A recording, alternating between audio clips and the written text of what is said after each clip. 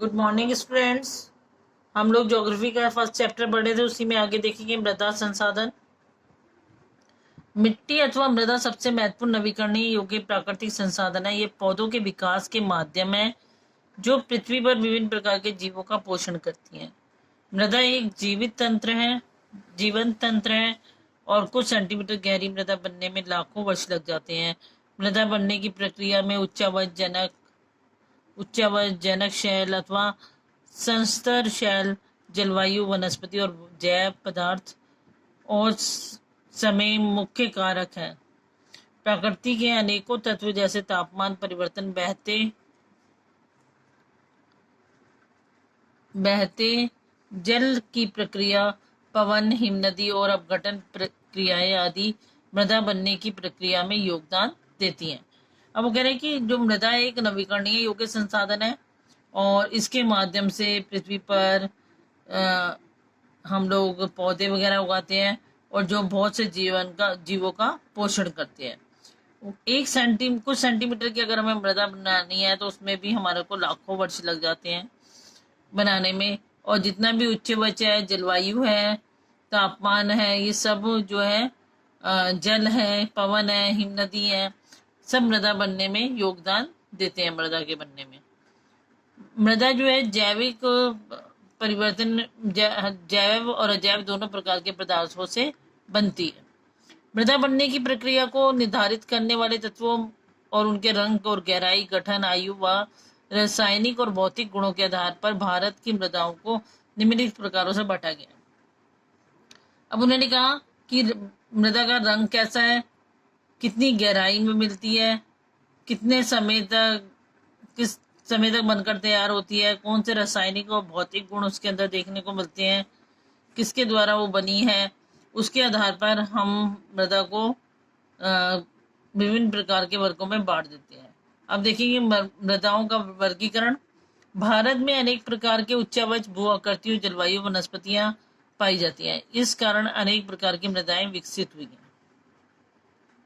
कहीं किसी तरह के का उच्चावच है, कहीं किसी तरीके की भू-आकृति है, कहीं कैसी जलवायु है, भिन्नता है भारत के अंदर इन सारी चीजों की। तो इन भिन्नताओं के आधार पर भारत की मृदा में भी भिन्नताएं देखने को मिल जाती हैं।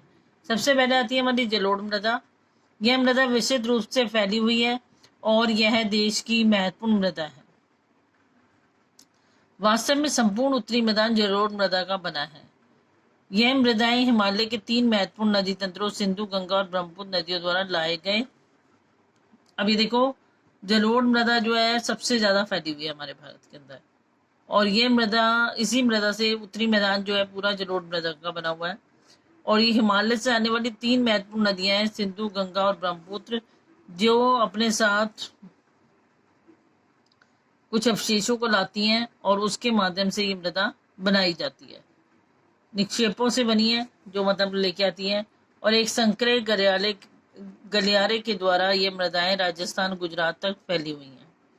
ठीक है, और वहां से ये उत्तरी मैदान से लेकर राजस्थान और गुजरात में भी इस प्रकार की मृदा हमें देखने को मिल जाती है।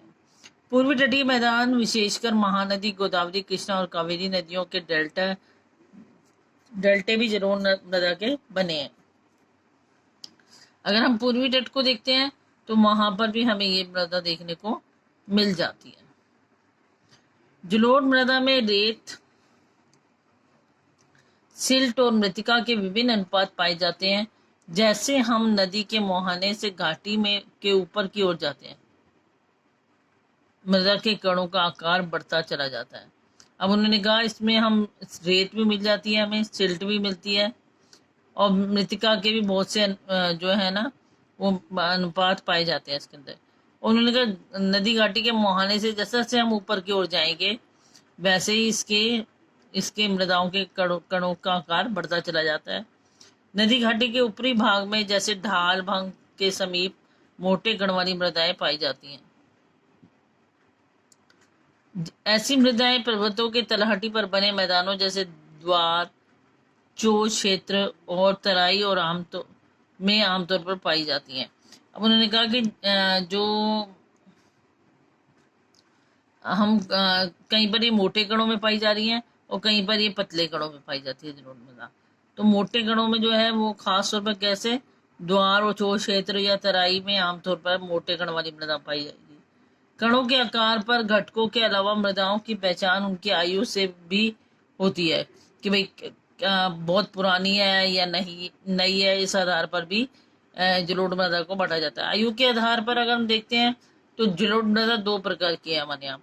पुराना जलोढ़ जिसे हम बांगर कहते हैं, बांगर, और नया जलोढ़ जिसे हम खादर कहते हैं। ठीक है, पुराने को जलोढ़ को क्या बोलेंगे, बांगर, और नए को बोलेंगे खादर। बांगर मृदा में कंकड़ ग्रंथियों की मात्रा ज्यादा होती है क्योंकि पुरानी मृदा है तो इसमें कंकड़ पत्थर वगैरह तुम्हें देखने को मिल जाएंगे। खादर मृदा में बांगर मृदा की तुलना में ज्यादा महीन कण पाए जाते हैं। अब इसमें ये नई मृदा है और इसमें बहुत छोटे छोटे बारीक बारीक कण मिलेंगे। जलोढ़ मृदाएं बहुत उपजाऊ होती हैं। अधिकतर जलोढ़ मृदाएं पोटाश, फास्फोरस और चूना युक्त होती है और जलोढ़ मृदा को सबसे ज्यादा उपजाऊ माना जाता है। इसमें पोटाश की, फास्फोरस की और चूने की मात्रा होती है जो इनको गन्ने, चावल, गेहूं और अन्य अनाजों और दलहन फसलों की खेती के लिए उपयुक्त बनाती हैं। और इन सारी चीजों की वजह से, पोटाश, फास्फोरस और चूना होने की वजह से ही इसमें हम गन्ना, चावल और गेहूं उपजा और दलहन फसलें उपजा पाते हैं। अधिकतर उपजाऊपन के कारण जलोढ़ मृदा वाले क्षेत्रों में गहन कृषि की जाती है और यहाँ जनसंख्या घनत्व भी अधिक है। और उन्होंने कहा जहाँ जलोढ़ मृदा होगी वहां पर हम काफी ज्यादा कृषि करते हैं और वहां पर जनसंख्या भी अधिक रहती है, अधिक निवास करती है, क्योंकि क्या होता है वहां पर उन लोगों को भरपूर मात्रा में अनाज वगैरह मिल जाता है, रोजगार मिल जाता है। सूखे क्षेत्रों की मृदाएं अधिक क्षारीय होती है और इन मृदाओं का सही उपचार और सिंचाई करके इनकी पैदावार बढ़ाई जा सकती है। वो कह रहे हैं जहाँ सूखे क्षेत्र है वहां पर मृदाएं इतनी उपजाऊ नहीं होती, लेकिन सिंचाई करके इसमें पैदावार को हम बढ़ा सकते हैं। इसके बाद आती है हमारी काली मृदा। इस मृदाओं का रंग काला है और इन्हें रेगर मृदाएं भी कहा जाता है। काली मृदा है तो इसका रंग कैसा है, काला, और इसका दूसरा नाम क्या है, रेगर मृदा। काली मृदा कपास की खेती के लिए उत्तम मानी जाती है। काली मृदा बहुत ही महीन कणों अर्थात मृतिका के से बनी है, बिल्कुल पतले पतले कण होते हैं इसके। इसकी नमी धारण करने की क्षमता बहुत ही कम होती है, जिसमें नमी नहीं टिकती, मतलब गीलापन नहीं रहता। इसके अलावा ये मृदाएं कैल्शियम कार्बोनेट, मैग्नीशियम, पोटाश और चूने जैसे पौष्टिक तत्वों से परिपूर्ण होती है। और इसमें कैल्शियम मिलता है, कार्बोनेट मिल जाता है, मैग्नीशियम होती है, पोटाश होता है, चूना होता है इसके अंदर, इस मृदा के अंदर। परंतु इसमें फास्फोरस की मात्रा कम होती है और फास्फोरस की मात्रा इसमें कम देखने को मिलती है। और हमने भी क्या बोला, जलोढ़ मृदा में होती है फास्फोरस की मात्रा ज्यादा, लेकिन काली मृदा में नहीं होती। गर्म और शुष्क मौसम में इन मृदाओं में गहरी दरारें पड़ जाती हैं। ठीक है, और मतलब जहाँ ये सूखा मौसम होगा तो नमी ये अपने अंदर सोखती नहीं, हमारे इस मृदा के अंदर दरारें पड़ जाएंगी। इनमें अच्छी तरह वायु मिश्रण हो जाता है। गीली होने पर ये मृदाएं चिपचिपी हो जाती हैं और इनको जोतना मुश्किल होता है। इसीलिए इसकी जुताई मानसून प्रारंभ होने से पहले बौछार से ही शुरू कर दी जाती है। ठीक है, वो कह रहे हैं कि जब अगर इसमें ज्यादा पानी बारिश हो जाए तो ये मृदा चिपचिपी हो जाती है और तब इसमें कुछ भी बोना बहुत मुश्किल हो जाता है। इसीलिए जब मानसून का आगमन हो रहा होता है, पहली बौछार ही पड़ती है, तभी इसमें बो दिया जाता है कुछ भी जो बोना होता है।